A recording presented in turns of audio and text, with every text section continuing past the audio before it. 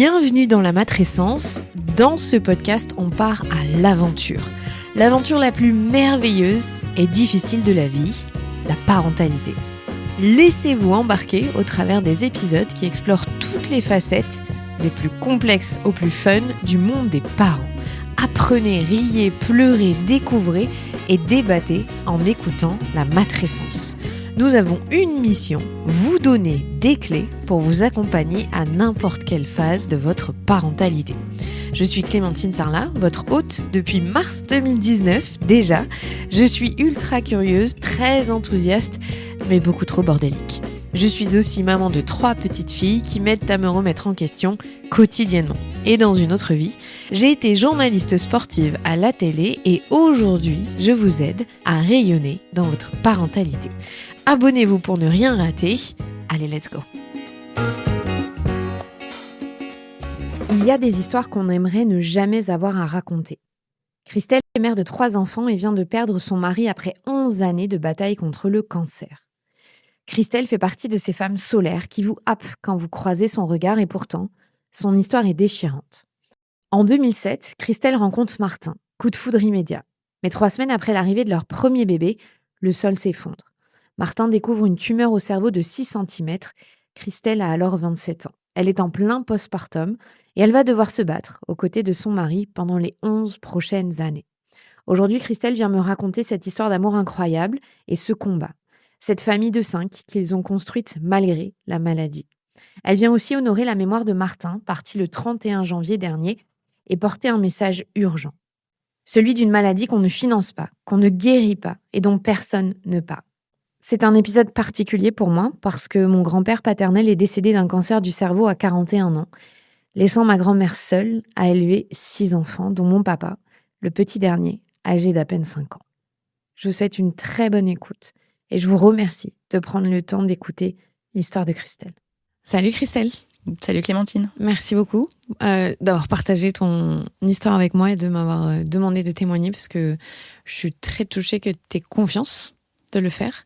Et je suis très contente aussi de pouvoir mettre en avant le combat que tu vas mener, dont tu vas nous parler, que tu mènes aujourd'hui, et de pouvoir aussi honorer la mémoire de ton mari, parce que je pense que c'est important. Merci de me recevoir, ça me touche beaucoup. Est-ce que tu peux nous raconter comment est-ce que vous êtes rencontrés avec ton mari ? Alors, on s'est rencontrés avec Martin en 2007. On était tous les deux en école de commerce et on a passé des vacances chez un ami commun. Et donc là, on s'est rencontrés pendant ces vacances. Ça a été tout de suite le coup de foudre. C'était tout à fait mon type d'homme. Il était brun, des yeux magnifiques. Et je ne sais pas l'expliquer, mais il y a tout de suite une connexion entre nous. Et très vite, j'ai réalisé que ça allait être l'homme de ma vie. Tu l'as rencontré il y a hyper longtemps, en fait, très vite, quoi. Je l'ai rencontré, on avait 23 ans. Donc on était jeunes et c'était il y a quasiment 20 ans. Est-ce que vous décidez de vous marier très vite ? Est-ce que vous vivez votre vie parce que tu es encore dans tes études ? Ça se passe comment au départ, votre relation ? Je suis encore dans mes études, lui aussi. Donc on a un début de relation assez simple, assez sain. Et en fait, on continue à profiter de la vie, à voyager. On avait tous les deux un goût prononcé pour les voyages, donc on voyage beaucoup. Et on habite ensemble, donc on n'était pas pressés pour se marier, avoir des enfants. On a vécu ensemble pendant 7 ans avant de décider de commencer à fonder une famille. Et voilà, et les choses se sont faites assez naturellement. Est-ce que c'était dès le départ ensemble, vous vous étiez dit on voudrait une grande famille ou on verra ? Est-ce que vous aviez planifié des choses et discuté en amont de ça ou c'est venu avec la maturité ? On avait discuté de ça en amont, parce que lui, il a 3 frères, moi j'ai 2 frères, donc on vient tous les deux de familles assez grandes, avec des belles et grandes fratries assez unies. Donc on avait envie de reproduire ce schéma familial, donc on était assez alignés là-dessus. Est-ce qu'il y a un moment décisif, tu sais, où on se dit, bon allez, ça y est, on se lance, on fait un bébé ? Alors, il y a eu la demande en mariage, qui était hyper belle. On a fait un magnifique mariage. C'était un super moment. Et en fait, assez naturellement, derrière, on s'est dit, on va se lancer. Et on a eu de la chance parce que ça arrivait assez vite. Et en 2014, on a eu notre première fille, Jeanne, qui est née fin 2014, qui était l'aboutissement de cette histoire d'amour. Est-ce que quand votre fille, elle arrive, c'est un énorme chamboulement dans ta vie ou pas? Je demande toujours cette question je pose toujours cette question parce que j'ai la sensation qu'il y a des gens pour qui c'est hyper simple et d'autres pour qui, comme moi, ça a été genre l'explosion dans ma vie. Alors non, c'était pas un énorme chamboulement parce que en fait cet enfant, on l'a beaucoup désiré et moi en fait très vite, je me suis retrouvée dans mon rôle de future mère. J'étais hyper contente d'être enceinte. J'ai eu de la chance, ma grossesse s'est super bien passée. Je me suis mise à des trucs de grand-mère, j'ai commencé à tricoter, mettre à la couture. J'avais plein de petites attentions dans la chambre, de déco. J'ai vraiment tout de suite pris ce rôle à fond. Et j'ai vécu cette grossesse, ce début de maternité pleinement et j'étais hyper épanouie. J'ai adoré être enceinte, j'ai adoré accoucher. Donc vraiment, c'était pour moi un super moment et je l'ai pas vécu comme un chamboulement parce que je pense que je l'attendais et c'était un peu l'accomplissement de ce que j'attendais et ça correspondait à l'image que je m'en faisais de mon futur rôle de mère. Alors, tu le vis pas comme un chamboulement, mais en revanche, il y a un énorme événement qui vient chambouler tout de suite ton postpartum. Oui. 3 semaines après avoir accouché, il y a une nouvelle qui tombe pour la santé de ton mari et ça change votre vie. Exactement. Jeanne avait 3 semaines et je me souviens, Martin est allé à un mariage d'amis le week-end d'avant. Il rentre de ce mariage, il était un peu fatigué, il a eu des petits étourdissements, donc il va consulter son médecin généraliste. Moi, je mettais ça un peu sur le coup du jeune papa qui est fatigué, qui en plus allait voir des copains à un mariage. Je me suis dit, c'est trop. Et en fait, devant le médecin, il a un trouble du langage. Et donc là, le médecin se dit, quand même, c'est bizarre ce qui se passe. Donc, il l'envoie faire un scanner. Et là, le scanner révèle qu'il y a une tache au cerveau de 6 cm. Et je m'en souviens très bien, j'étais dans mon salon, j'étais avec Jeanne, et là il m'appelle et il me dit, en fait, y a un truc qui va pas, il y a une tache de 6 cm dans mon cerveau, faut que j'aille faire une IRM. Et là, j'ai l'impression que le ciel me tombe sur la tête, quoi. Je comprends pas, d'un coup, je passe d'un bonheur, mais d'une espèce de plénitude de dingue, à quelque chose de très noir, d'hyper bouleversant et de très stressant parce que je me dis attends mais en fait comment la vie peut passer d'autant de bonheur à autant de stress, de malheur d'un coup. Donc au début j'y crois pas, je suis complètement anéantie. Martin lui reste hyper zen et donc s'ensuit pas mal d'examens médicaux, une IRM qui révèle qu'il a un cancer du cerveau, une tumeur qui fait la taille d'une balle de tennis qui est sûrement là depuis très longtemps. Les médecins me disent elle est peut-être là depuis même sa naissance en fait. Il est peut-être né avec. Et vu qu'il a jamais eu de problème de santé, vu qu'il a jamais eu d'accident de ski, il a jamais fait de scanner avant, en fait, on n'a pas pu la voir. Et là, elle commence à être trop grosse dans son cerveau. Elle appuie sur le cortex cérébral. Et c'est ça qui déclenche des troubles de langage, de motricité, parce qu'en fait, elle est située à gauche de son cerveau, l'hémisphère gauche, qui lui dirige toute la partie langage, moteur. Et donc, c'est ça qui commence à provoquer des difficultés au niveau de son bien-être général, quoi. Donc un gros bouleversement qui nous plonge dans une période qu'on n'avait pas imaginée. Et en fait, très vite, j'oublie complètement le postpartum et je me lance avec Martin dans cette bataille. Je sais pas si les gens se rendent compte qu'à 3 semaines postpartum, la vulnérabilité dans laquelle tu te trouves juste hormonalement, peu importe si ça s'est bien passé ou pas, ton accouchement, si ton bébé dort ou pas, mais t'es quand même dans un changement physiologique qui est énorme et du coup tu passes de cette place de on devrait te choyer, être à tes côtés, à tu vas devoir accompagner et être aidante. C'est énorme en fait le chamboulement là qui se passe. C'est énorme, mais Mais en fait, je pense que dans ces cas-là, on n'a pas le choix. C'est toujours ce que j'ai dit. La vie nous impose des choses et en fait, on n'a pas le choix. Donc, on est obligé de composer avec. Forcément, ça a été, ça nous a terrassé cette nouvelle parce qu'en fait, c'était c'était injuste qu'on nous offre autant de bonheur et que du jour au lendemain, on nous plonge dans quelque chose d'aussi noir. Mais en même temps, on n'avait pas le choix. Et en fait, dès le début, Martin m'a dit, la vie nous envoie un message, faut qu'on en profite plus. Donc en fait, on va y arriver, on va se battre. Maintenant, on a la chance d'avoir une famille.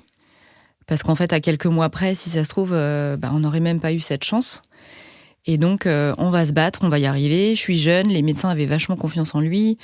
Ils lui ont dit, franchement, on fera notre maximum pour vous sauver. Vous êtes en pleine forme. Il était en pleine santé, hyper sportif. Il n'y avait aucun terrain favorable pour que ce cancer se développe. Donc, en fait, il avait tous les voyants ouverts pour pouvoir se battre et s'en sortir. Donc on s'est lancé dans cette bataille. Les médecins très vite nous ont proposé une opération pour enlever cette tumeur. Après, dès le début, ils nous ont prévenu que la tumeur n'était pas complètement opérable parce qu'il y avait quand même une partie qui était située dans une zone très profonde. Donc on a programmé avec les médecins une opération 2 mois plus tard. En chirurgie éveillée. C'est des opérations très lourdes qui durent 10 heures, pendant laquelle en fait, ils opèrent d'abord le patient et ensuite ils le réveillent pour tester les fonctions de motricité et de langage jusqu'au moment où ça devient trop critique et on risque d'avoir des handicaps irréversibles. Donc cette opération, elle a été préparée pendant 2 mois avec des neuropsychologues, de l'imagerie, parce que c'est des opérations hyper précises. Donc on a eu 2 mois où Martin s'est préparé, où il a fait le plein d'énergie pour affronter ce qui allait venir, avec un nouveau-né à la maison. Alors on a eu une chance exceptionnelle, mais je pense qu'elle a compris que dans cette bataille, elle avait son rôle à jouer, parce que très vite, elle a fait ses nuits. C'était un bébé incroyable. Je me souviens quand je rentrais de l'hôpital, elle était à la maison, elle m'attendait avec des grands sourires. Honnêtement, c'était un nouveau-né hyper facile et qui nous apportait beaucoup de bonheur par ailleurs. Donc je pense que les choses n'arrivent pas par hasard. Je pense que la vie nous a offert une belle grossesse, un bel accouchement, parce que c'était écrit qu'on allait vivre quelque chose de très très dur derrière, et en fait on a profité à fond pour justement prendre de l'énergie pour ce qui allait venir derrière. En tout cas, c'est comme ça que j'essayais de me rassurer en me disant ça va le faire. On est en quelle année à ce moment-là ? À ce moment-là, on est en 2015. Son opération est programmée pour février 2015. Il a quel âge, Martin ? Martin, il a 30 ans, tout juste 30 ans.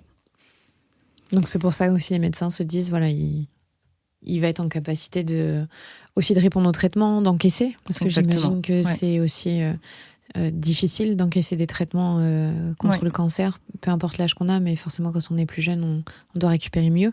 Oui, exactement. Les médecins nous préviennent qu'ils vont sortir l'artillerie lourde, des traitements lourds, une opération qui va être compliquée parce que à la suite de l'opération, il va y avoir une phase assez longue de rééducation parce qu'il va perdre temporairement le langage et la motricité côté droit.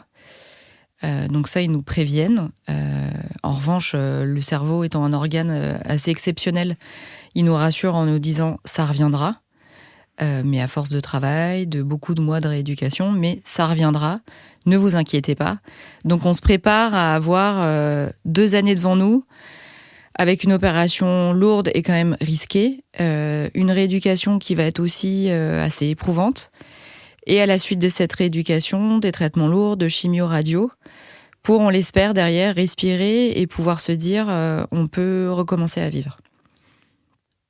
Toi, pendant ce temps, t'es en congé maternité. Ouais, je suis en congé maternité. Mais j'imagine qu'à un moment, tu dois reprendre. Ouais. Comment est-ce que vous vous organisez parce que tu as ton bébé? C'est déjà juste assez d'orgas à avoir quand c'est un premier enfant.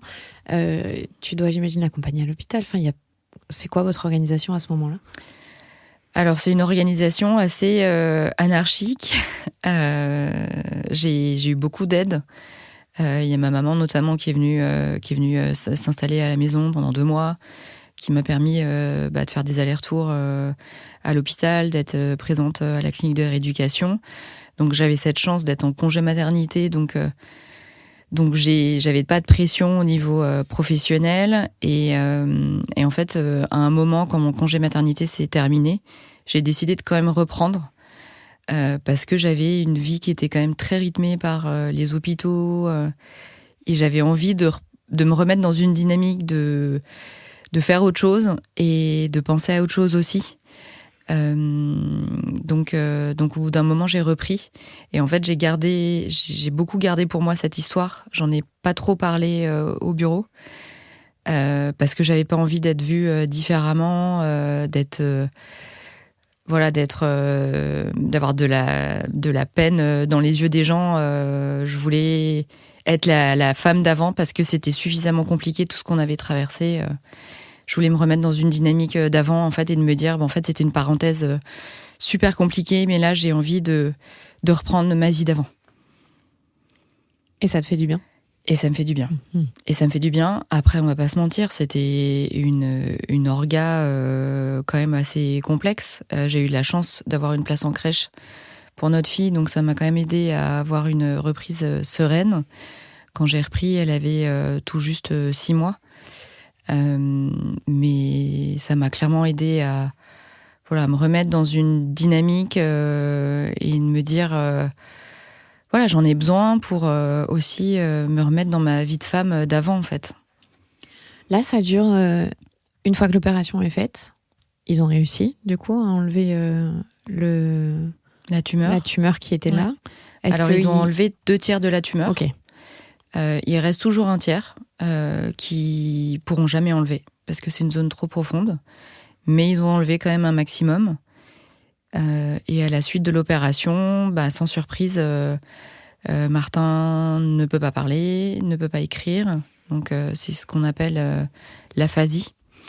Il peut pas bouger son bras droit et il a des difficultés à marcher. Donc là, il doit rentrer dans un centre de rééducation pour tout réapprendre. Réapprendre à parler avec beaucoup d'orthophonie, réapprendre à écrire, réapprendre à utiliser son bras avec de la kiné, de l'ergothérapie. Et ça va durer 3 mois.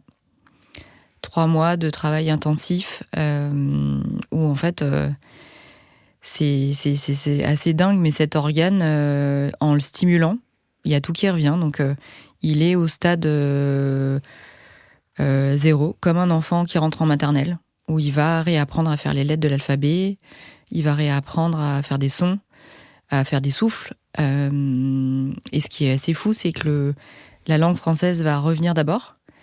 Les langues étrangères viendront quelques mois plus tard. C'est-à-dire que le cerveau, en fait, il fonctionne vraiment par étapes. C'est assez dingue. Et donc Martin, dans cette bataille, c'est beaucoup investi. Il a toujours été hyper positif dans ce qui lui est arrivé. C'est lui qui m'a poussé pour que je reprenne le travail aussi. Quand j'ai repris le travail, ça faisait 2 mois qu'il était à la clinique de rééducation. Et il m'a dit vas-y.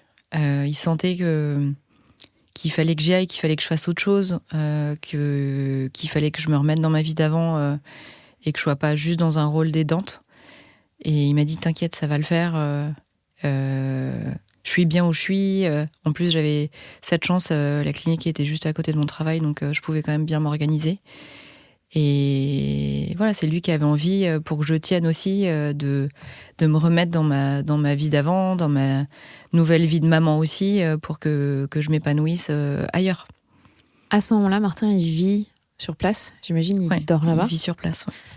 Comment est-ce que tu t'organises pour qu'il garde le lien avec votre fille ? Comment ça se passe parce qu'elle est toute petite, c'est un bébé, et on a besoin de présence assez dans ces moments-là?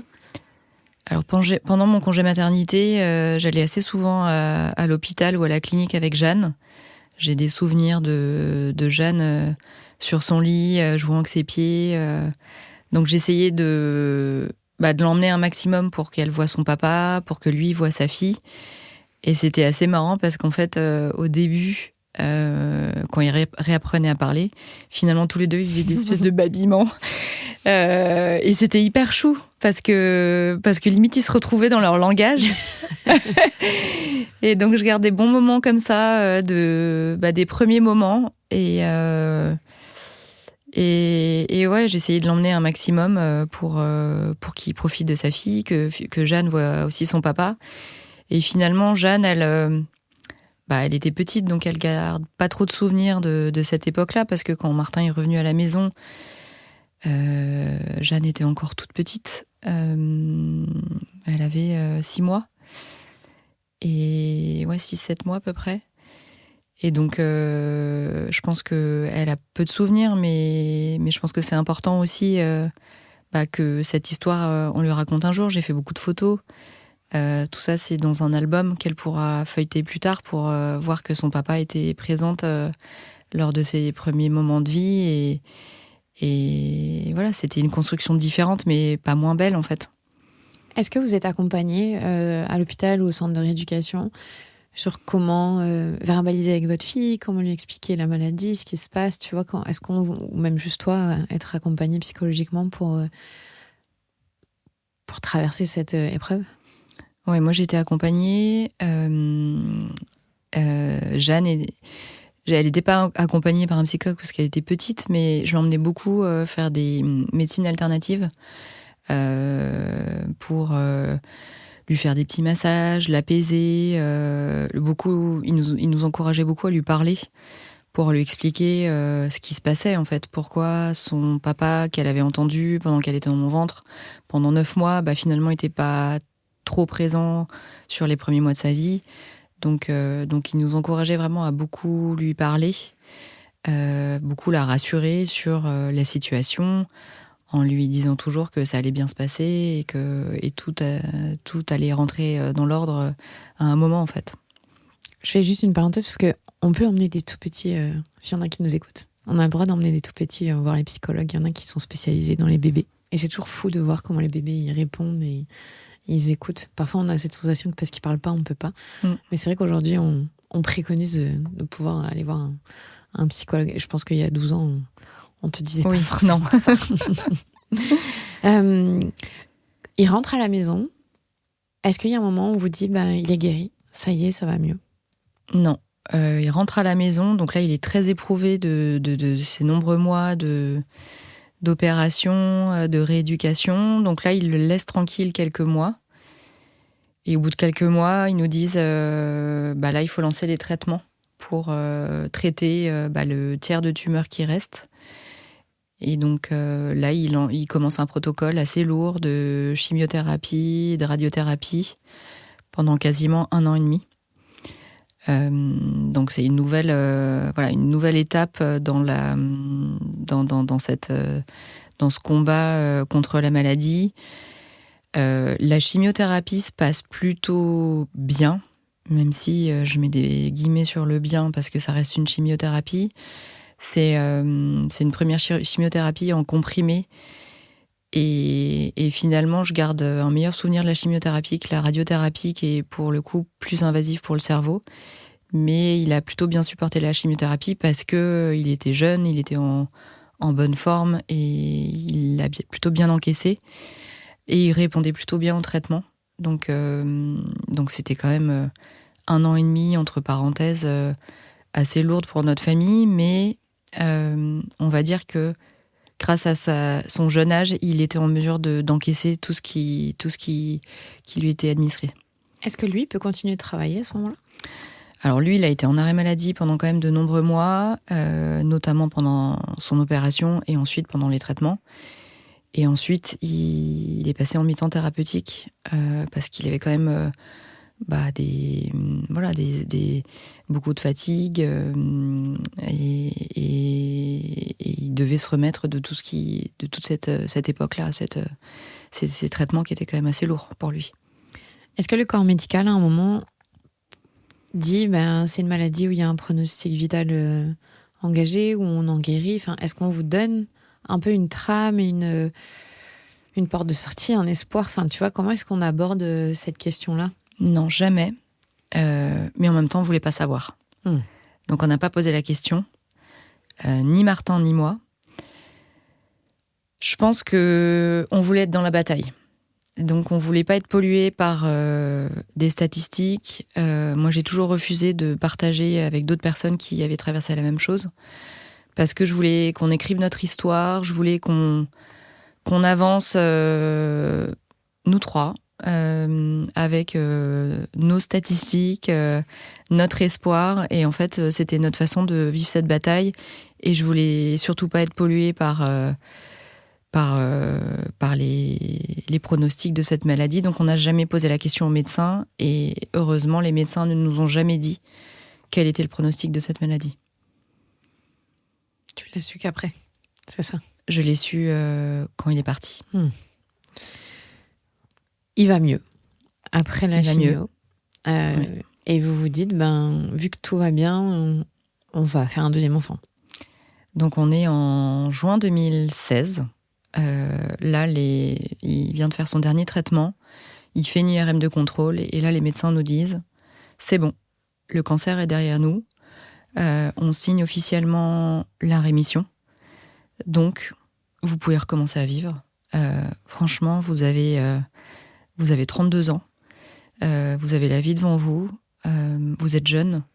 Donc, vous pouvez recommencer à vivre. Et là, on se dit, OK, on a eu une parenthèse de 2 ans vraiment compliquée. On s'en est sorti. Notre couple s'en est sorti parce que c'est quand même éprouvant pour un couple. Déjà, un premier enfant, c'est éprouvant. Mais alors, un premier enfant avec une maladie, c'est... Voilà, il faut que l'amour soit quand même très fort pour traverser tout ça. Donc, on s'en est sorti. Et là, on se dit, on va recommencer à vivre. On va en profiter à fond. 2 fois plus. Et on s'embête pas avec les petits tracas du quotidien parce que vraiment, il y a pire que ça. Et donc, on décide de recommencer à vivre. On a toujours eu ce projet de fonder une grande et belle famille. Et donc, vient cette idée, quelques mois plus tard, de faire un deuxième enfant. Alors, ce qu'il faut savoir, c'est que quand on a des traitements lourds de chimiothérapie, ça rend stérile. Donc avant que Martin fasse sa chimiothérapie, les médecins nous ont dit, si vous souhaitez d'autres enfants, il faut congeler vos spermatozoïdes parce que sinon, vous ne pourrez plus avoir d'enfants après. Donc ça, je remercie les médecins de nous avoir dit ça, parce que sinon, on n'aurait pas pu avoir d'autres enfants. Et donc, ce projet de deuxième enfant, on l'a vu grâce à la PMA. Ça n'a pas fonctionné du premier coup. Parce que, pour diverses raisons, je pense que moi j'avais besoin aussi de me reconstruire suite à ce premier congé maternité qui m'avait quand même un peu, on va dire, abîmée. Donc j'avais besoin aussi de me reconstruire par rapport à ça et de me remettre dans une dynamique d'un deuxième congé maternité avec toujours cette crainte que le risque existait, que je vive le deuxième, un deuxième congé maternité comme le premier. Donc ça a mis quand même un petit peu de temps à arriver, mais ça a fini par arriver. Et notre deuxième enfant est arrivé fin 2018. Donc on a eu cet immense bonheur de pouvoir avoir un deuxième enfant. Martin était en pleine forme. Et la maladie était vraiment derrière nous. On était vraiment dans on croquait la vie à pleines dents, on voyageait, on était jeunes parents et je trouve que quand il nous arrive ce genre d'épreuve, on profite encore plus de la vie. Parce que on sait que la vie est fragile, on a touché de près la fragilité de la vie et ça nous donne envie encore plus d'avancer, d'être heureux et en fait on touchait du doigt de cette famille qu'on voulait construire. Donc Donc on était aussi hyper reconnaissant de la vie de nous offrir finalement ce qu'on souhaitait de tout notre cœur, quoi. Ça remet en perspective les choses. Exactement, ça remet en perspective les choses, et c'est quand ça arrive jeune, ça permet de se dire finalement dans quelle direction j'ai envie d'emmener ma vie, et vas-y, on y va, quoi. On profite et on s'arrête pas sur les tracas du quotidien. Donc là, votre deuxième enfant arrive. C'est un garçon ou une fille, je sais. C'est un garçon. Un petit garçon.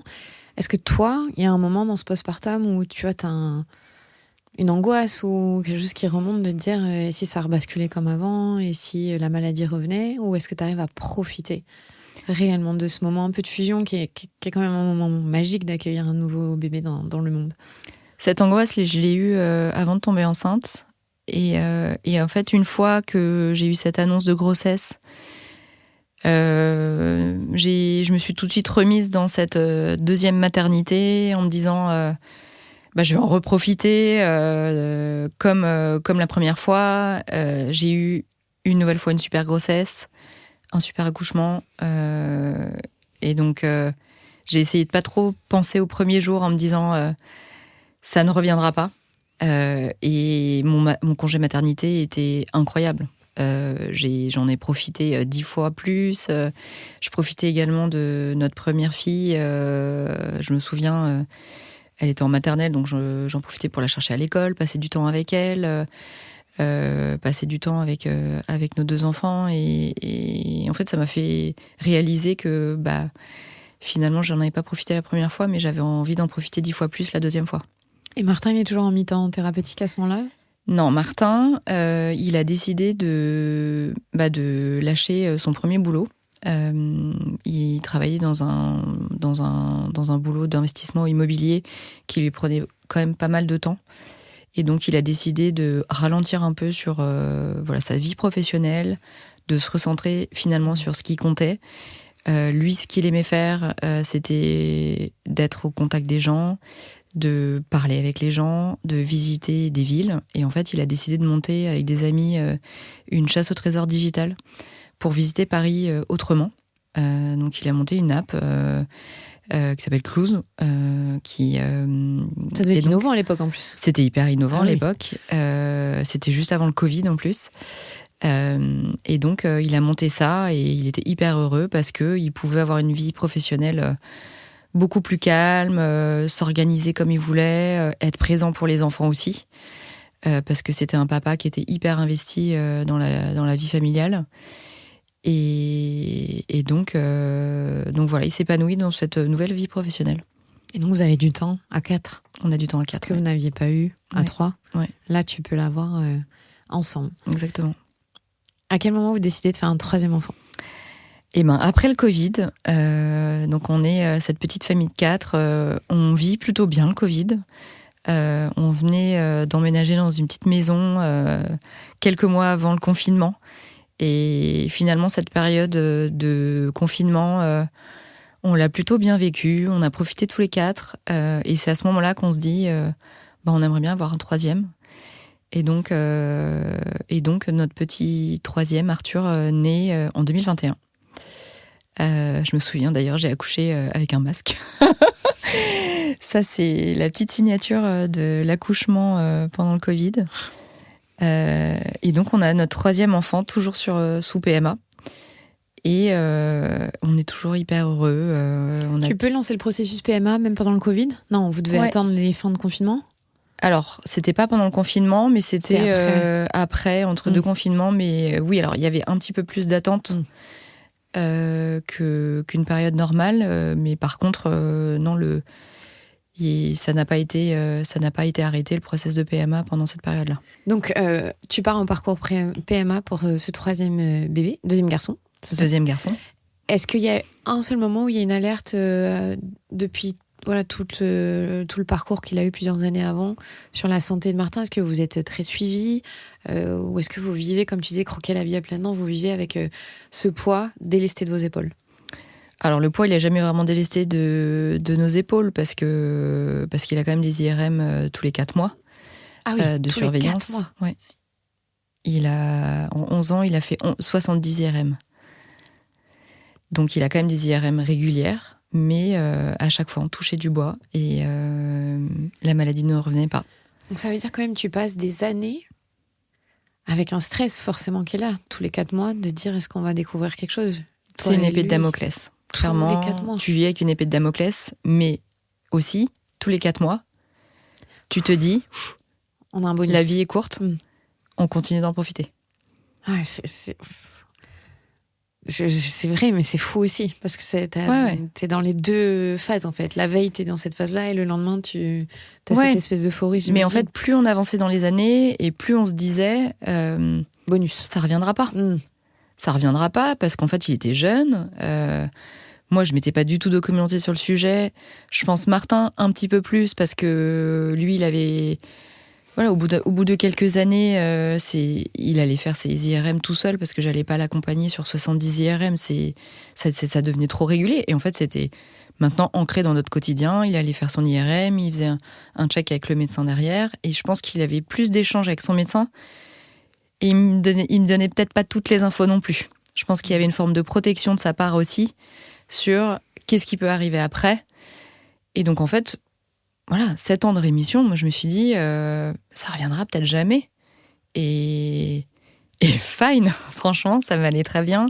On était hyper heureux et en fait, c'était une histoire, une parenthèse super douloureuse de notre existence qui nous a vachement renforcés, vachement rapprochés. Mais ça m'allait très bien. Est-ce que vous expliquez à ton deuxième surtout, ce qui s'est passé, que papa il a eu une opération, j'imagine qu'il a une cicatrice. Oui, il a une grosse cicatrice. Suite à la radio, il avait perdu quand même des cheveux sur le côté, donc ça se voyait qu'il y avait quelque chose. Alors c'est marrant parce que les garçons ils pensaient que c'était une coupe de footballeur. C'est vrai, moi tu me dirais c'est vrai le dégradé là sur le côté. Sauf que c'était que d'un côté.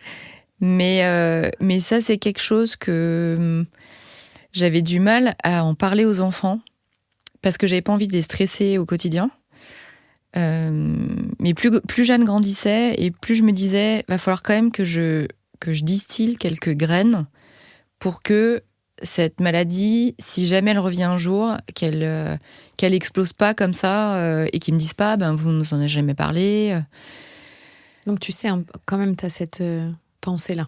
J'ai cette pensée-là, c'est normal. Franchement, ça reste un cancer du cerveau. Donc oui, j'ai cette pensée-là que j'essaye de chasser, mais je me dis quand même, plus nos enfants vont grandir et plus je vais devoir distiller des petites infos pour que ce soit pas le secret de famille. Je voulais pas que ça soit le secret de famille, qu'on leur révèle à 15 ans et qu'ils nous reprochent de pas leur en avoir parlé. Donc,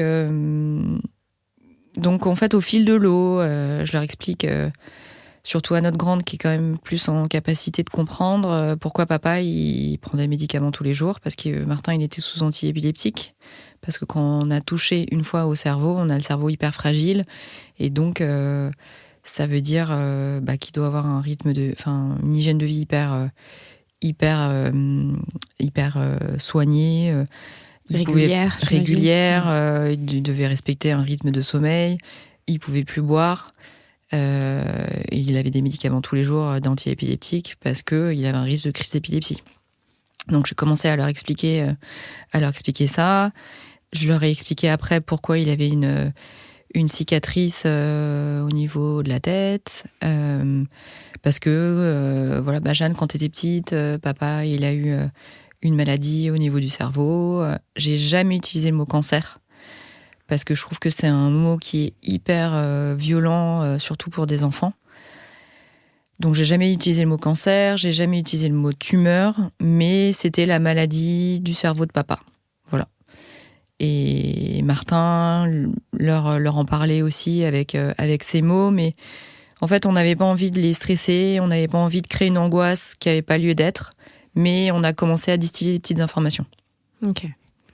Donc vous avancez avec tous les 4 mois des rendez-vous réguliers. Oui. J'imagine que toi aussi tu te dis ma santé, il faut que j'en prenne soin. Enfin là d'un coup la dimension de la vie est longue et on n'a pas à s'en préoccuper. Elle rentre chez tout le monde. Donc, oui, tu dois faire attention aussi, j'imagine, à la tienne. Je fais attention à la mienne et je fais attention aussi à pas trop me griller parce que voilà, on est maintenant une famille de 5 et il faut essayer de tenir tout ce petit monde-là et rester en forme. Donc oui, il faut un peu d'énergie au quotidien. Ouais. Donc en 2021, votre troisième enfant, ton deuxième fils, naît. Oui. J'imagine que tu profites de ton postpartum. Je profite une nouvelle fois de mon postpartum, qui est un petit peu plus intense, on va pas se mentir, quand même, pour un troisième. Vraiment, je vois pas de quoi tu parles. Deuxième garçon, en plus. Intensité maxi. Et accessoirement, il y en a quand même 2 autres à la maison. Donc oui, un peu intense, on va pas se mentir. C'était quand même un petit peu moins idyllique que les 2 premiers. Parce que, c'est un petit challenge d'avoir 3 enfants. Mais malgré tout, on en profite. On est content, on est hyper heureux parce que on a la famille dont on a toujours rêvé. Notre petite famille de 5. On a enfin notre carte famille nombreuse. Donc ça y est, on commence à écrire notre histoire à 5 avec ces 3 enfants. C'est un petit challenge quand même, on va pas se mentir. C'est quand même assez intense. Martin, il est à fond. On a cette chance qu'il ait ce boulot qui lui prenne pas non plus trop de temps.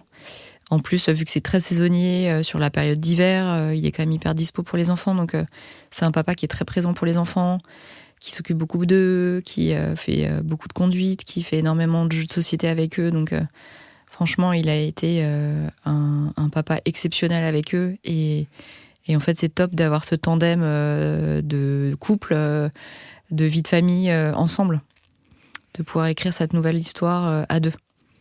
Et là, vous continuez les scanners, il n'y a pas d'alerte, il n'y a pas un moment où il y a quand même quelque chose qui commence à changer. Vous avez 2 années, 3 années tranquilles, ça se passe comment ? On a 2 années alors de fatigue, mais normal. comme qui est la bienvenue en fait. Qui est la bienvenue, de fatigue, de vie quand même très intense. Rassure-moi, vous voyagez moins à 5. Ah non, mais on voyage plus du tout. Oui. Je me rassure toute seule, mais... Ah non, on voyage plus du tout. On est passé avec la voiture familiale, les couches qui débordent de partout. Ah non, on voyage plus, là, c'est fini, la honeymoon. Non, on est un peu dans le dur, on va pas se mentir. Et non, en fait, on est fatigués, mais juste comme des parents de 3 enfants avec 2 garçons, quoi. Donc jusque-là, tout va bien. Et en 2014, Martin fait une petite... je me souviens, on était en week-end chez des copains. En 2024. En 2024. Ouais. On est en 2024, on est en week-end chez des copains. Et tout se passe bien pendant le week-end. Et là, d'un coup, il a le langage qui saute. C'est-à-dire qu'il n'arrive plus à parler. On était en juin 2024. Donc là, gros coup de massue. Surtout qu'on était avec tous les copains, tous les enfants. Donc il va se reposer. Et là, je me dis, c'est les symptômes qui reviennent. Donc gros stress. Vous aviez fait quand le dernier scanner ? Ça datait d'il y a 3 mois. Et il en avait un justement quelques semaines plus tard. Donc là, quand même, gros stress. Après, on se dit, on est jeunes parents, on a quand même une vie un peu intense avec 3 enfants. C'est sûrement la fatigue. On essayait de se rassurer. Donc le langage revient après 24 heures. C'était une crise d'épilepsie, en fait, qui était gérée par les médicaments, mais qui a fait sauter le langage. Et donc, c'était jamais arrivé avant ? C'était arrivé après son opération, surtout. Ok, donc plusieurs années en amont. Ouais, ça faisait très longtemps que c'était plus arrivé. Donc là, quand même, quelques semaines de stress jusqu'à sa prochaine IRM. Il passe son IRM début juillet, et là, les médecins nous disent... Non, il passe son IRM, Et là, il me dit, il m'envoie un message et il me dit RAS, tout va bien. Sauf qu'il m'avait pas dit la vérité. Parce que on partait, on avait notre premier gros voyage à 5 qu'on avait organisé en août. On partait tous les 5 à Bali, qui était un peu notre première reprise de voyage en famille qu'on attendait depuis des mois. Et en fait, on fait ce voyage qui est incroyable, exceptionnel. Et quand on rentre de ce voyage fin août, il me dit... en fait, je t'ai pas dit la vérité en juillet, mais il y a des petits signaux, des petits marqueurs qui sont pas fous. Il faut que je repasse une IRM début septembre. Donc, il repasse une IRM début septembre. Et là, l'IRM, effectivement, confirme qu'il y a quelque chose qui repousse. Mais il faut attendre pour être sûr, parce qu'en fait, le cerveau, ça bouge, c'est jamais très net. Donc, ils attendent, ils le reconvoquent fin octobre 2024. Et là, l'IRM montre que le cancer est revenu. Et une semaine après, il recommence une nouvelle chimio. Pour toi, c'est violent parce que c'est très rapide. C'est violent, c'est très rapide. Et surtout, en fait, on avait l'espoir que ça revienne jamais. On avait vécu 7 ans de rémission en se disant ça reviendra plus. C'est derrière nous. Il avait défié toutes les stats. Maintenant, je le découvre. Et donc, cette annonce est violente. Mais on se dit quand même, il a réussi à combattre cette maladie une première fois quand il était plus jeune, certes, mais il y arrivera une deuxième fois. Donc on reste confiant. Et là, il commence direct la chimio. Ça veut dire que là, il faut expliquer aux enfants. Ouais. Il faut avoir une discussion qui est différente, j'imagine. Ouais. Donc là, je me souviens, on partait en Andalousie pendant les vacances de la Toussaint tous les 5. Et donc, vendredi soir, on partait le samedi matin. On est vendredi soir, l'oncologue l'appelle à 20h. Il lui annonce la nouvelle. Que le cancer est revenu. Que le cancer est revenu. Donc, on a passé la soirée effondrée. Moi, j'endors pas de la nuit. Et on décollait le lendemain matin à 9h. Donc on est parti une semaine en Andalousie. Et je sais pas si tu te souviens, mais c'était les inondations à Valence. Et là, je lui dis, mais c'est pas possible en fait. Donc là, on a cumulé une semaine de pluie, de mauvaises nouvelles. Donc c'était bien qu'on soit tous les 5 pour digérer cette nouvelle. Mais on aurait quand même préféré un petit peu plus de légèreté pendant les vacances. Et en fait, toute la nuit, je cogite, je me dis comment on va en parler aux enfants, comment on va avoir le courage d'affronter tous les 5 ce nouveau combat. Parce qu'à l'époque, on était quand même pas aussi nombreux. Là, maintenant, on n'est plus tout seul, on a 3 enfants avec nous. Et en fait, je me suis dit, te pose pas trop de questions, suis ton instinct de femme et en fait on va composer au fil de l'eau. Donc le lendemain on arrive à l'aéroport, là Martin va se chercher un café, je me retrouve avec les 3 enfants et là je me dis en fait faut que je leur annonce là. Je voulais pas leur annoncer devant Martin parce que j'avais peur des réactions qu'il pouvait faire devant lui, donc je leur ai dit sans lui. Je leur ai dit, voilà, on a eu une mauvaise nouvelle hier, la maladie de papa est revenue. Il va devoir avoir des traitements assez compliqués, mais il va s'en sortir. Les médecins sont très confiants, il y a des super traitements. Il va s'en sortir, mais il va être très fatigué pendant longtemps. Et il va falloir qu'on soit tous forts ensemble, tous les 5. Et là, ça n'a pas loupé. Notre deuxième fils... qui nous dit qui me dit est-ce que papa va mourir. Et là je me dis mais j'ai bien fait de pas l'annoncer, on a bien fait de pas l'annoncer à 5 parce que je voulais pas gérer cette question devant Martin. Donc je prends sur moi une grande respiration et là je lui dis non, papa va pas mourir, il va s'en sortir parce qu'on va lui apporter beaucoup d'amour et on va se battre tous les 5 et ça va le faire. Donc Martin revient et là je lui dis « ça y est, je leur ai dit ». Donc il m'en a un peu voulu de l'avoir fait sans lui, mais voilà, je regrette rien. Je voulais le protéger de ça en fait. Il avait suffisamment à gérer lui, à se mettre dans cette nouvelle bataille, à se battre contre cette nouvelle tumeur qui revenait. Et donc on part en vacances tous les 5. On a eu beaucoup de pluie, mais malgré tout, on était contents d'être tous les 5. Et on se dit, allez, on prend plein d'énergie. Et en fait, on rentre le samedi. Et le lundi, il commence sa chimio directe. Chimio qui commence à bien répondre les premières semaines. Parce qu'il commence à avoir des IRM assez régulières pour vraiment le suivre et suivre l'évolution de la tumeur et comment la tumeur réagit. Ça répond bien au début.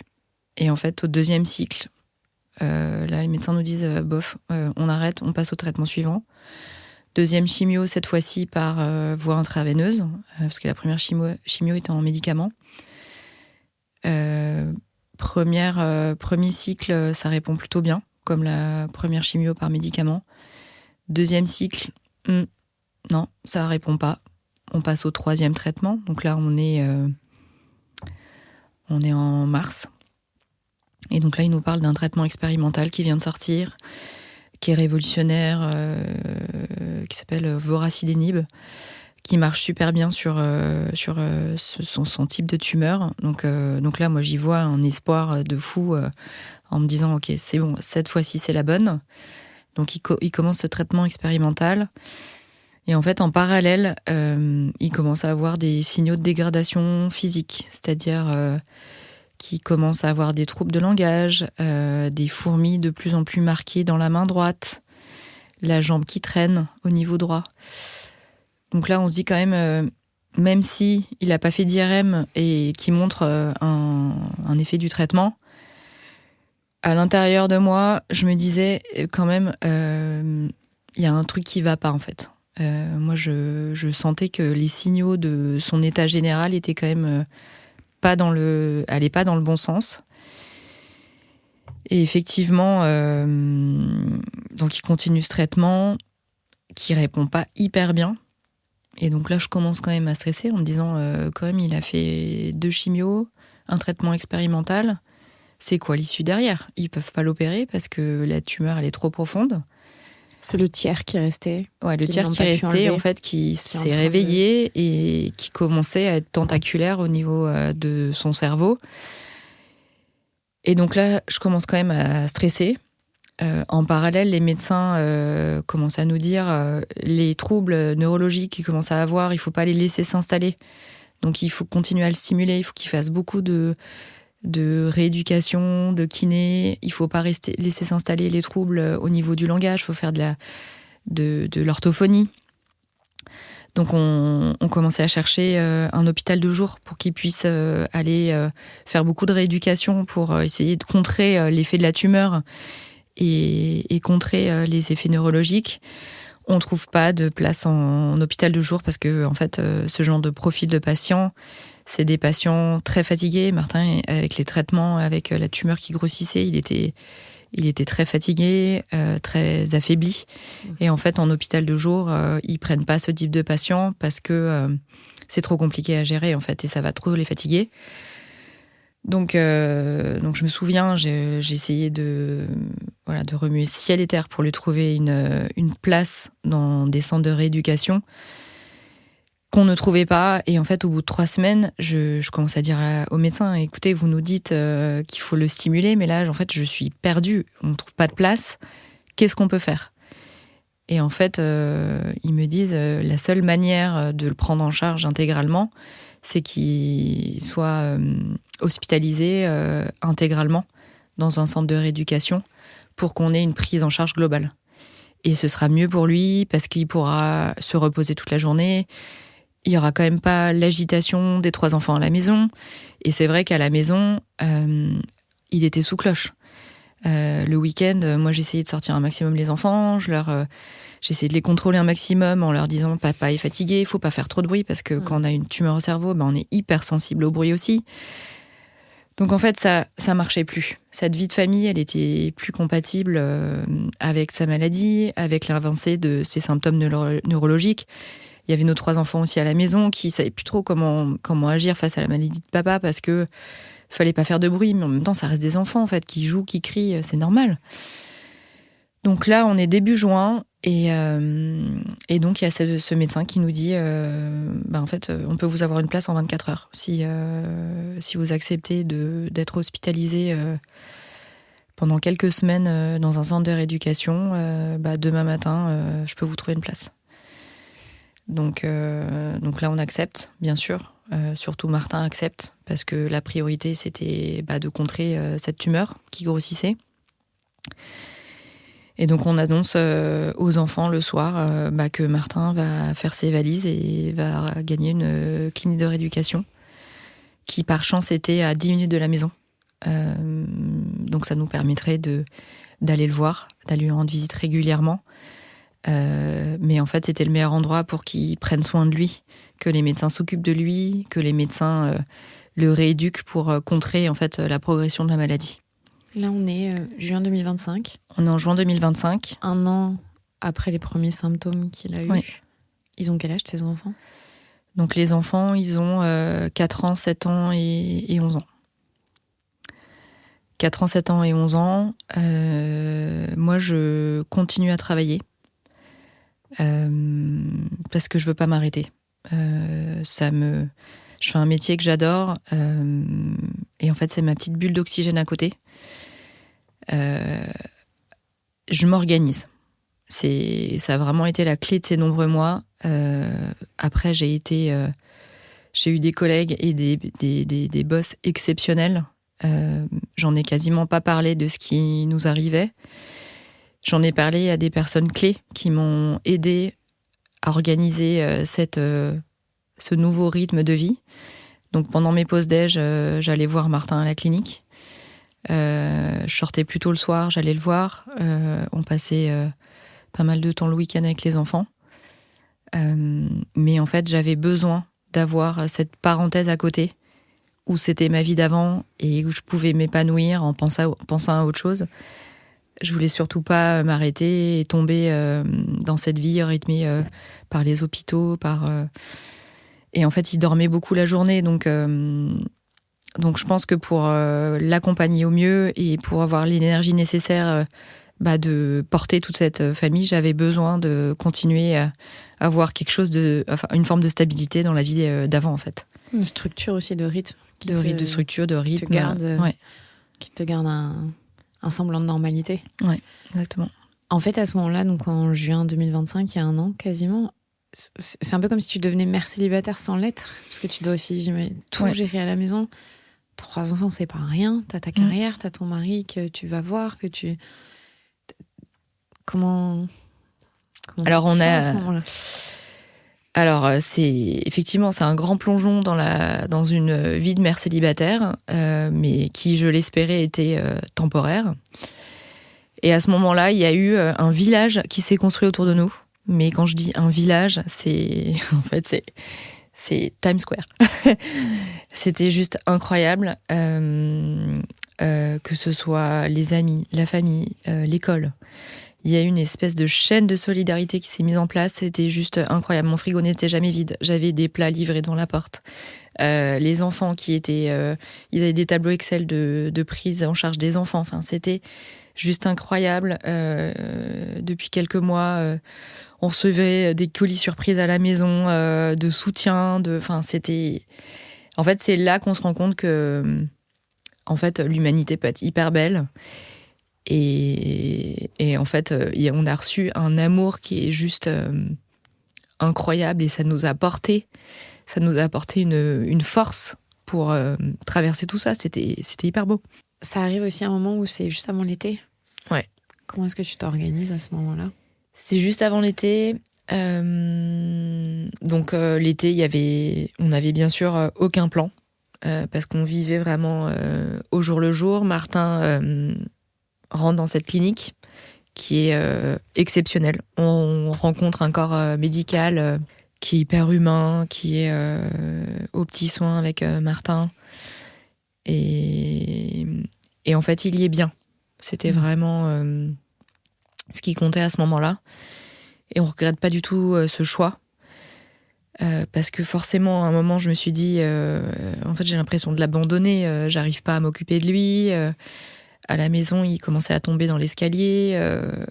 J'ai un souvenir, en pleine nuit, il voulait aller aux toilettes. Il est tombé parce qu'en fait, sa jambe droite répondait plus. J'ai pas réussi à le relever. En fait, je me disais, mince, moi, en tant que femme, j'arrive pas à l'accompagner suffisamment. Mais en fait, au bout d'un moment, il fallait le laisser entre les mains de professionnels. Et mes enfants avaient besoin de moi aussi à la maison. Et c'était plus compatible pour notre vie de famille. Donc, il rentre dans cette clinique et les gens s'occupent hyper bien de lui. Le corps médical était exceptionnel. Et en fait, on lui a créé un cocon dans sa chambre, comme s'il était à la maison. Donc, on a pimpé la décoration, on a viré des draps, on a mis des super draps. Franchement, il était au top. Il avait un mur recouvert de photos, des dessins des enfants.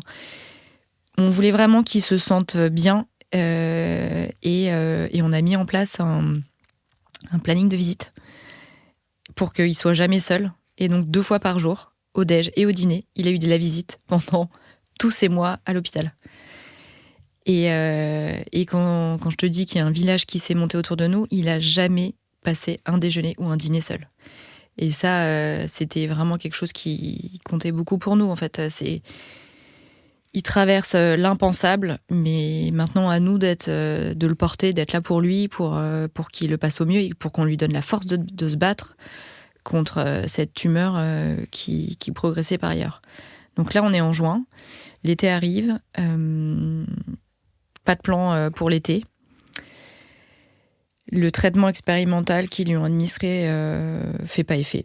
Et l'IRM confirme que la tumeur continue de progresser.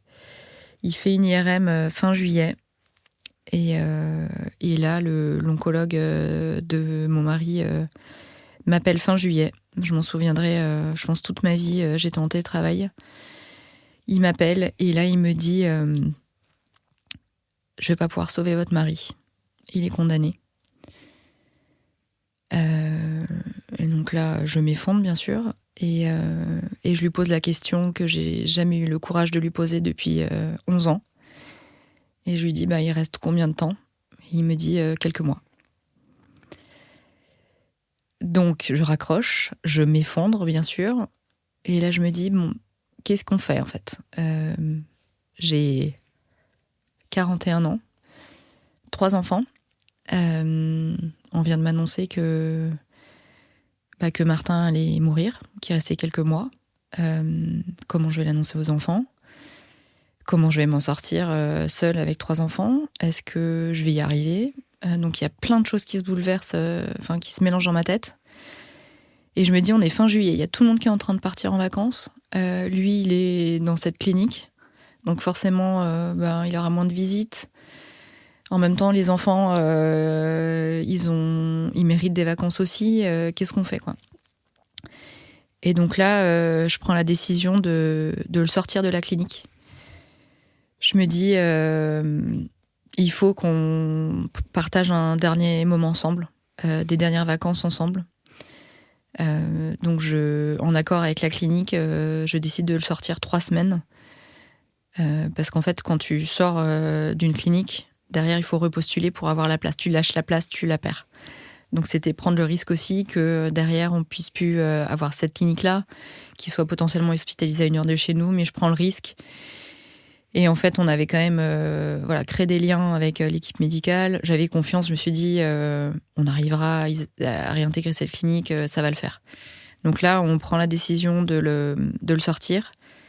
Je dis pas à Martin ce que le médecin nous a annoncé, parce qu'il posait pas non plus la question. Et en fait, j'avais envie qu'il continue à se battre, qu'il continue d'y croire, parce que déjà, c'était pas à moi de lui dire. Et son médecin lui dit pas à lui ? Non, son médecin lui dit pas à lui. Il lui dit que l'IRM ne va pas dans le bon sens, que la tumeur continue de progresser. Mais à ce moment-là, il lui dit pas qu'il va mourir. Il lui propose une dernière alternative, c'est des séances de radiothérapie. À moi, le médecin me dit que c'est pour gagner quelques mois, mais il le dit pas à Martin. Il le garde dans cette dynamique de bataille, de combat. Et donc, il nous propose une ultime session de radiothérapie qui aura lieu au mois de septembre. Donc, encore plus, on se dit il faut qu'on le sorte de cette clinique pour profiter avant ce nouveau combat, ce nouveau traitement qui va être hyper lourd pour lui. Et donc, on le sort. Et donc, on l'emmène dans sa maison de famille chez ses parents en Bourgogne. Et là, pendant 3 semaines, on a eu un défilé de copains, de familles venus l'entourer, profiter de lui. Les enfants ont profité de leur papa. Enfin, c'était 3 semaines mémorables. Très dures en même temps parce qu'on savait qu'on passait des dernières vacances avec lui. Enfin, je savais. L'entourage qui venait le savait aussi. Je pense qu'au fond de lui, il avait tout à fait conscience de ce qui se passait. En parallèle, son état se dégradait. Il était en chaise roulante. Il pouvait plus parler. Il pouvait plus servir de son bras droit. Donc c'était quand même 3 semaines assez logistiques parce qu'on s'occupait de lui. Mais on essayait de rendre le quotidien le plus léger possible. Lui, jusqu'au bout, il a continué à faire des Legos. C'était sa grande passion. Et nos enfants sont fans de Lego aussi. Et il a passé 3 semaines à construire des Legos avec les enfants. Et c'était sa manière à lui de partager un jeu. Il y arrivait encore avec sa main gauche. Mais voilà, il a passé du temps avec les enfants.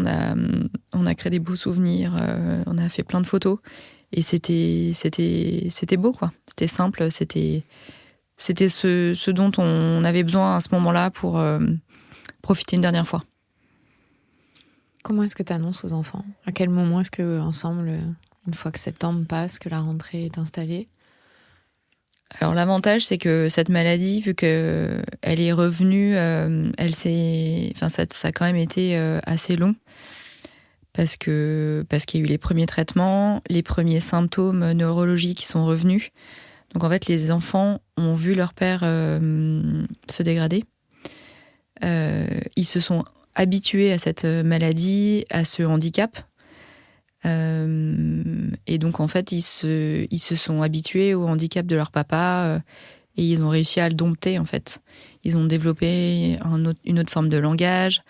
Ils étaient hyper attendrissants avec lui, à lui porter sa béquille, à le pousser dans le fauteuil roulant. Donc finalement, ils sont rentrés petit à petit dans la maladie. Alors, ils posaient toujours plein de questions. Moi, j'ai essayé, au fil de l'eau, de leur donner un maximum d'informations. Par exemple, pendant les traitements de Martin, j'ai pris un livre sur le corps humain. Je leur ai montré où était le cerveau, qu'est-ce que ça dirigeait, pourquoi il commençait à avoir des problèmes de langage, pourquoi il avait des problèmes au niveau de la main droite, de la jambe droite. Donc j'ai essayé de leur expliquer de manière très rationnelle, en leur montrant des clichés des IRM, pourquoi en fait cette maladie, qu'est-ce qu'elle provoquait dans le cerveau, pourquoi il avait cette réaction. Et j'ai utilisé le mot cancer pour la première fois avec eux, pour que ils commencent à rentrer aussi dans la difficulté de cette maladie. Notamment notre grande fille Jeanne, elle avait déjà entendu parler de ce terme, donc elle a pu commencer à faire son chemin sur les risques quand même que ça a engendré. J'ai bien sûr eu la question régulièrement, est-ce que papa va mourir ? Est-ce qu'il va reparler un jour ? Est-ce qu'il va remarcher un jour ? Donc il posait beaucoup de questions et j'ai vraiment fait attention à ce que la parole soit toujours très libre et qu'il n'y ait pas de tabou autour de ce qui nous arrivait. Mais pour autant, je voulais garder une forme d'optimisme et de leur dire, on va s'en sortir, papa, il va vaincre cette méchante tumeur et ça va bien se passer. Quand les médecins m'annoncent fin juillet qu'il va mourir, là, je me dis, il faut que je commence à replanter quelques graines parce qu'il faut que je les prépare au pire. Donc là, j'organise une petite soirée avec eux. On a commandé des pizzas. Je me suis dit, on va faire un moment un petit peu léger. Et à un moment, je leur dis, est-ce que vous avez... je les interroge sur comment ils vivent cette période pour essayer de les faire parler un petit peu, prendre l'attention. Et je leur dis, vous savez, il y a quand même un risque que papa s'en sorte pas et que les médecins n'arrivent pas à le sauver. Mais je voulais vous rassurer, si jamais ça arrive, on sera toujours une famille.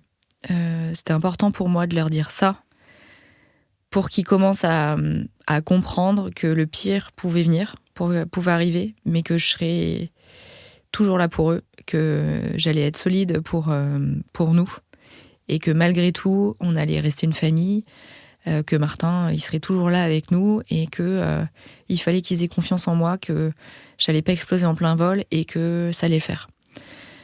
Donc je leur ai dit ça pendant l'été. Et ils en avaient tout à fait conscience de ce qui pouvait arriver, parce qu'ils voyaient leur père en chaise roulante, qui parlait plus. Et donc l'été passe, Martin commence donc c'est sa radiothérapie fin août, radiothérapie qui est hyper violente pour lui, parce que c'est des traitements super lourds qui ont lieu tous les jours. Donc il regagne la clinique, on arrive à obtenir une place. Et tous les jours, il part en ambulance pour aller faire ses séances de radiothérapie. C'est 3 minutes tous les jours de rayon dans le cerveau. Donc c'est très éprouvant pour lui, c'est hyper fatigant. Ça amplifie les symptômes. C'est-à-dire que il parle quasiment plus du tout. Il peut plus marcher, plus servir de son bras droit. Les symptômes sont vraiment amplifiés. Mais les médecins nous disent il va y avoir un regain quelques semaines après où il va pouvoir reparler un petit peu et son bras reviendra un petit peu en mobilité. Et donc les séances se passent. Le mois de septembre est hyper lourd. On met en place les visites, les accompagnements pour les déjeuners, les dîners. La rentrée des classes des enfants se passe tant bien que mal, même si c'est hyper logistique de remettre tout ce petit monde à l'école dans cette période-là. Et donc, le mois d'octobre est un petit peu plus léger. Il a, suite à cette radio, un léger regain, mais qui dure 2 semaines, où il reparle un petit peu. Mais en fait, très vite, ça replonge. Et la tumeur se met à regrossir. Donc ça devient... Voilà, on sentait que le pic se redescendait et que la maladie continuait à flamber. Et en fait, sa dégradation se poursuit et fin décembre, ça marchait plus à la clinique. Il recommençait à pas mal tomber. Et là, en accord avec les médecins, on se dit il est plus au bon endroit et on le transfère en soins palliatifs. Donc là, on est autour de Noël et on décide de le sortir le jour de Noël pour faire un dernier Noël tous ensemble avec ses parents, ses frères et nous 5. Et donc c'était un moment merveilleux, hyper joyeux. Mais on savait qu'il restait quelques semaines derrière, mais on a essayé de le rendre le plus léger possible et de se créer une dernière fois des souvenirs tous ensemble. Donc Noël se passe, début janvier, il rentre dans un centre en soins palliatifs. Et donc là je me dis il faut que je m'arrête parce que j'y arrive plus. Et je sentais qu'il fallait que je sois avec lui sur les dernières semaines. Là c'était un besoin viscéral d'être là et de plus le quitter en fait. Donc là, on rentre dans un centre en soins palliatifs à Jeanne Garnier, qui est un centre exceptionnel, où tout de suite, en fait, on se sent bien. On lui recrée un cocon avec toutes les photos des enfants. Il a encore plein de visites. Et là, le corps médical est incroyable. On sent que, c'est des gens qui ont dédié leur vie à ça, en fait, qui sont hyper humains, qui savent y faire en fait avec ce genre de pathologie, avec ce genre de personnes. Il était enfermé dans son corps à la fin. Il pouvait plus s'exprimer, il pouvait plus marcher. On devait lui donner à manger. Et en fait, malgré tout, je sentais qu'à la fin, il avait quand même encore toute sa tête. C'est ça qui était hyper frustrant, parce que dans ses yeux, je voyais sa souffrance, mais il pouvait pas l'exprimer.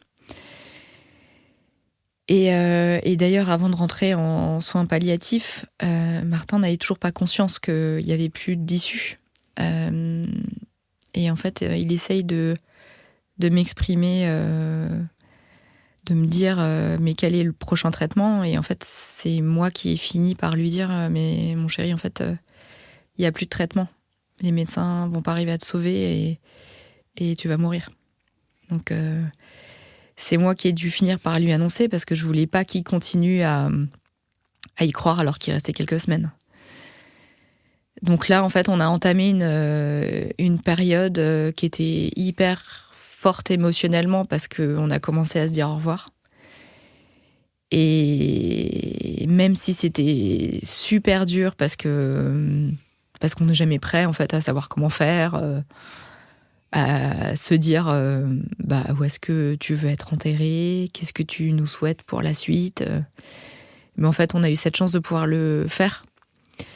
Ils nous ont mis entre les mains d'une biographe que je remercierai jamais assez, qui a pris le temps de rédiger des lettres pour les enfants d'adieu, qu'on leur a lues avec Martin. Et en fait, c'est incroyable que qu'ils puissent grandir avec ce dernier message d'espoir pour eux, de messages de leur père qui leur souhaitent plein de belles choses pour la suite. Et donc ces 4 dernières semaines en soins palliatifs étaient très intenses, mais en même temps hyper belles.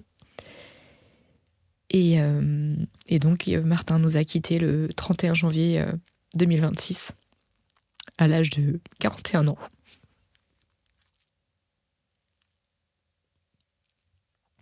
Je vais boire un verre d'eau. Oui, monsieur. T'étais avec lui ? J'étais avec lui. Et surtout, on était avec toute notre bande d'amis. Le dernier jour était d'une intensité assez dingue. Quelques jours avant, il est tombé dans le coma. Donc là, on sentait que la fin approchait. Et le jeudi, là, les médecins nous disaient c'est pour bientôt. Et donc là, il y a eu des roulements qui se sont organisés pour le veiller sur la fin, pour qu'il soit jamais seul. Et donc ses frères, ses amis organisaient des roulements pour toujours avoir quelqu'un de lui auprès de lui, même la nuit. Donc ça a commencé dès le jeudi. Et je me souviens, le vendredi soir, une amie était venue le veiller. Elle me dit rentre te coucher, fais-toi une bonne nuit, ça va le faire, t'inquiète, laisse ton portable allumé, on t'appelle. Les médecins m'avaient dit on peut au moment où il partira, on peut le prédire 4 heures avant, on vous appelle, vous inquiétez pas, vous serez là, parce que je voulais vraiment être là à la fin. Et donc je rentre, et là je me fais une nuit de sommeil, mais exceptionnelle. Je me réveille vers 6h, 6h30, parce que j'étais quand même un peu en alerte. Et là, 5 minutes après, mon portable sonne, et son ami qui était en train de le veiller me dit il vient de faire un arrêt respiratoire, faut que t'arrives. Donc là, encore une fois, le village qui s'était monté autour de nous. J'avais des copains qui s'étaient mis en veille et qui m'avaient dit si jamais ça arrive en pleine nuit, tu nous appelles. Donc on avait un groupe WhatsApp. J'ai appelé le groupe WhatsApp, ils ont tous décroché en même temps. 5 minutes après, j'avais un copain qui venait me chercher en voiture, parce qu'il voulait surtout pas que je conduise dans cet état-là. Il m'emmène à Jeanne Garnier. Et en fait, et Martin était reparti. Donc finalement, il avait fait un arrêt respiratoire, mais il était reparti, donc il était toujours là. Et donc la matinée se passe. Il fait un deuxième arrêt respiratoire de 10 minutes. Et donc là, c'était hyper hyper intense. J'étais avec un ami à mes côtés. Et donc je pense, pour moi, il était en train de partir, quoi. Et donc, ça provoque énormément de tristesse. Et finalement, il repart. Il nous a fait des épisodes comme ça. Il nous a fait 4 fois des épisodes comme ça pendant toute la journée. Il voulait pas partir. À chaque fois, il revenait. Et en fait, au fil de l'eau, il y a sa famille qui est arrivée, ses amis. Et en fait, c'était hyper beau. Il y avait à l'extérieur un piano. Un copain s'est mis à jouer. On a commencé à s'organiser un apéro avec tout le monde qui arrivait. Et en fait, c'était hyper beau. Martin, c'est quelqu'un qui était toujours hyper entouré, très sociable. Et c'était magnifique jusqu'à la fin. Il est tous ses proches, ses amis de cœur qui étaient là autour de lui. Et c'était un moment à la fois très lourd, mais aussi très léger, où on s'adressait à lui, on était sûr qu'il nous entendait, quoi. Sauf qu'il n'arrivait pas à partir. Et les infirmiers nous disaient, mais c'est un phénix, on n'a jamais vu ça. Il nous a fait quand même 4 arrêts respiratoires dans la journée, et il repart à chaque fois. Il y a un truc qui le retient, quoi. Et donc, on était tous autour de lui, dans la chambre. Et là, à un moment, je me dis, Martin, même s'il adorait être entouré, il était quand même hyper pudique. Il a jamais voulu qu'on parle de sa maladie, il voulait pas se faire plaindre, il voulait faire son truc seul. Et donc là, j'ai dit aux amis, vous savez quoi, on va sortir. Et il y a une infirmière qui est venue nous relayer. Il est parti en 2 minutes. En fait, il voulait partir tout seul. Et donc, en même temps, c'était hyper dur, hyper violent. Mais quelle chance d'être entouré comme ça, d'avoir nos amis autour de nous, notre famille, pour traverser ça. Tes enfants, ils sont venus lui dire au revoir un autre jour? Mes enfants, ils étaient venus quelques jours plus tôt. Ils ont eu chacun des réactions assez différentes. Ma grande, elle, à la fin, elle était quand même assez effrayée par Jeanne Garnier. Parce qu'à la fin, il avait quand même beaucoup de tuyaux sur lui. Et donc, ça lui faisait trop de peine d'y aller. Donc, à la fin, elle voulait plus vraiment y aller. Réaction très différente. Notre deuxième, Côme, lui, jusqu'au bout, il voulait y aller. Juste rentrer 5 minutes, l'embrasser, ressortir.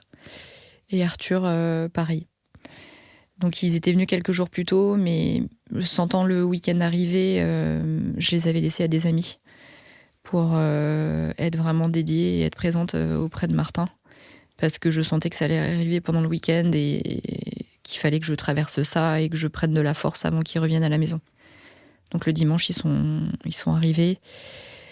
Et les grands sont d'abord rentrés. Et là, quand ils m'ont regardé, ils m'ont dit... Enfin, je leur ai dit, vous savez ce que je voulais vous annoncer. Et là, ils m'ont regardé, ils m'ont dit, oui, maman, on sait. Papa est mort. Et en fait, ils avaient deviné, quand je les avais laissés à des amis le vendredi soir, que c'était sûrement mauvais signe. Donc c'était un moment assez compliqué pour eux, parce que même s'il s'est préparé depuis des mois, en fait, la disparition est hyper douloureuse pour des enfants. Et mon petit dernier est arrivé aussi, Arthur, 4 ans. Et donc lui, il était hyper mignon. Il a serré son doudou très fort pendant 1 heure et il l'a pas bougé, quoi. Donc un dimanche hyper intense, mais encore une fois on était super entourés, et nos amis à la maison, mon frère qui a débarqué avec sa femme. C'était une bulle d'amour pour nous accompagner dans tout ça. Et le lendemain, je me suis dit mais qu'est-ce que je fais en fait, parce qu'on a quand même des funérailles à organiser. Les enfants, qu'est-ce que je fais? Est-ce que je les laisse dans cette ambiance quand même assez lourde à la maison et qui risque d'être lourd encore quelques jours? Et en fait, je décide de les renvoyer à l'école en me disant on va essayer parce qu'ils ont quand même leurs amis à l'école. L'équipe pédagogique avait été incroyable avec eux, les avait super bien accompagnés. Je me suis dit en fait, je pense qu'ils ont besoin aussi d'être portés par eux, leurs amis et les maîtresses. Et en fait, j'ai pas du tout regretté. Déjà, eux, ils ont pas du tout émis le souhait de pas y aller. Et je pense que ça les a vraiment aidés de retourner à l'école et de se mettre dans une dynamique de copains, de maîtresses. Et c'est intéressant parce que le lendemain, ils ont chacun eu une réaction vraiment différente. Je leur ai demandé comment vous voulez l'annoncer à votre classe ou à vos copains. Et ma grande, très pudique, m'a dit non, je veux pas en parler. Mon deuxième m'a dit je veux que tu l'annonces à ma maîtresse et que ce soit ma maîtresse qui l'annonce à la classe. Et Arthur, notre petit dernier de 4 ans, a voulu lui-même aller l'annoncer à sa maîtresse et à son ASM. Et là, je me dis, c'est dingue quand même, trois petits bouts différents qui abordent, mais aussi à leur façon, la mort, le deuil, le décès. C'était beau en fait qu'ils acceptent et qu'ils assument chacun, qu'ils décident chacun de la façon dont ils allaient l'annoncer à leur entourage. Donc la semaine se passe, on prépare la cérémonie qui était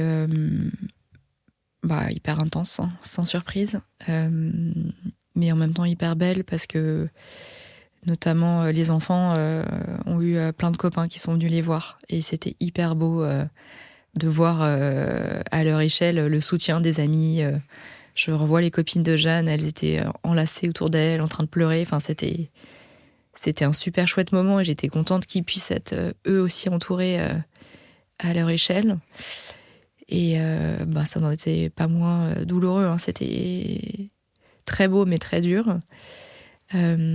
Avec toujours la naïveté des enfants. Je me souviens pendant qu'il y avait un défilé de personnes venues bénir le cercueil avec l'eau bénite, il y a Arthur, notre dernier, qui me dit mais maman, papa, il est tout mouillé.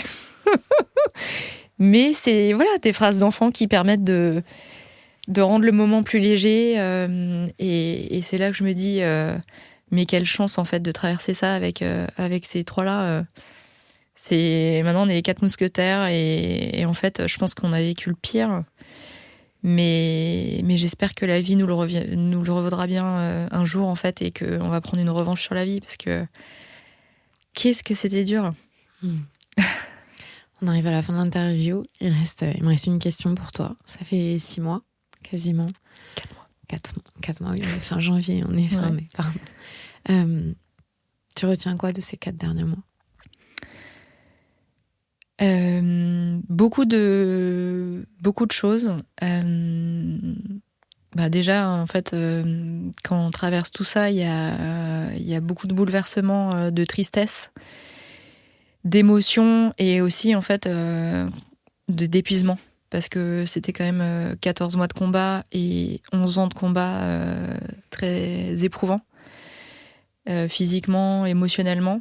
Mais en fait, ce que j'ai découvert à la disparition de Martin, j'ai enfin accepté de me documenter et en fait, je découvre ce que j'avais refusé jusque-là de découvrir, c'est que en fait, on ne guérit pas du cancer du cerveau aujourd'hui. C'est un cancer qui fait 4000 morts par an. Il y a 6000 nouveaux cas tous les ans. C'est aujourd'hui le cancer qui est le plus mortel chez les enfants, les adolescents et les jeunes adultes. Martin était dans cette tranche des jeunes adultes. Et pourtant, quand on regarde ce qui se passe au niveau de la recherche, ça n'a pas évolué depuis 30 ans. Et quand on pose la question aux médecins, ils nous disent en fait, on n'a pas de financement. C'est une maladie qui est aujourd'hui pas financée, qui n'est pas soutenue, qui n'est pas priorisée, parce qu'on n'en parle pas. Et parce qu'elle n'est pas priorisée en termes d'investissement budgétaire. Et ça, en fait, ça me met en rage. Et donc, c'est la raison pour laquelle j'ai décidé de m'engager pour faire avancer la recherche. Parce que j'ai besoin de mettre cette rage dans cette cause. Je ne peux pas rester inactive, c'est impossible. Après tout ce qu'on a traversé, je peux pas rester sans rien faire. Martin, c'était son combat pendant 11 ans. Jusqu'à la fin, il s'est battu. Quand il pouvait plus parler, il a quand même réussi à exprimer son souhait de donner son cerveau à la science. Un geste qui a été salué par les médecins parce que c'est un dossier qui est quand même très riche. Il a tenu 11 ans, 70 IRM. Donc en fait, j'espère qu'ils vont découvrir des choses grâce à ce don. Et d'ailleurs, Martin, je disais jusqu'au bout, ça a été un phénix. Mais en fait, ça a été un phénix de tenir 11 ans parce que le taux de survie au-delà de 5 ans est de 5% sur cette maladie-là. Donc finalement, c'est un exploit qu'il ait tenu aussi longtemps. Et heureusement qu'on n'ait pas eu toutes ces stats-là quand il est tombé malade la première fois, parce qu'on n'aurait pas construit cette belle famille, parce qu'on n'aurait pas eu cet optimisme, cet élan de combativité pour se battre pendant toutes ces années. Et je pense que ça l'a fait tenir. Donc aujourd'hui, voilà, j'ai rejoint plein d'autres femmes, parce que c'est une maladie qui touche beaucoup d'hommes.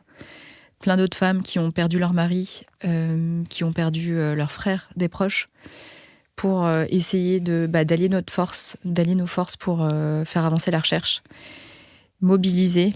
Et donc c'est pour ça qu'on a créé avec Charlotte Petit, Pauline Crucis et Alexandra Curiel l'opération Mets en gris pour porter un bonnet gris sur la tête. Parce que ça n'a pas de sens, même en pleine canicule, de porter un bonnet. Mais ça n'a pas de sens non plus de rester inactif et impuissant face à des tumeurs cérébrales. Donc si vous devriez retenir qu'une chose de cet épisode, c'est parlez-en autour de vous, donnez pour la recherche. Il n'y a pas de petits dons. 5 €, 10 €. On a une chance en France, c'est que les dons sont défiscalisés. Donc quand vous donnez 100 €, vous ne payez que 34. Donc vraiment... mobilisez-vous pour cette maladie parce que ça peut arriver à n'importe qui, n'importe quand. Il n'y a pas de facteur de risque, il n'y a pas de dépistage. Aujourd'hui, la forme la plus grave qui est le glioblastome, le taux de survie, l'espérance de vie médiane est de 12 mois. Donc en fait, quand la maladie arrive, il est quasiment trop tard. Donc il faut se mobiliser. Il y a eu des révolutions sur certains cancers les dernières années. Il n'y a pas de raison qu'on fasse pas de progrès sur le cancer du cerveau. Merci beaucoup, Christelle. Merci Clémentine de m'avoir donné la chance de relayer ce combat qui est vraiment majeur aujourd'hui. Il faut que ça avance. Et c'est un épisode qui résonne avec mon histoire familiale. Et je m'en étais pas rendu compte, tu vois. Et je pense que ça me touche. Mon grand-père, il a eu ça. Et mon père avait l'âge de ton petit garçon, ton dernier. Et tu vois, ça a impacté toute ma famille. 50 ans, 60 ans après. Ouais. Et il est mort, mon grand-père, je prends 2 ans, je pense, d'un cancer au cerveau. Ouais. Merci d'avoir raconté ton histoire. Merci Clémentine. Vous venez d'écouter un nouvel épisode de La Matrescence. Merci infiniment pour votre soutien. Si vous voulez découvrir de nouvelles pépites, n'hésitez pas à aller sur le site www.lamatrescence.fr. Vous pouvez également vous abonner à la newsletter qui sort tous les vendredis. Rendez-vous également sur le site pour pouvoir vous inscrire. Ensuite, vous devez vous abonner sur votre plateforme d'écoute pour pouvoir recevoir les notifications. C'est ce qui fait grandir ce podcast. Merci infiniment et continuez de partager ce savoir autour de vous. Je sais que c'est comme ça que beaucoup des auditrices et des auditeurs ont découvert ce podcast. Alors un grand merci. Prenez soin de vous. À la semaine prochaine.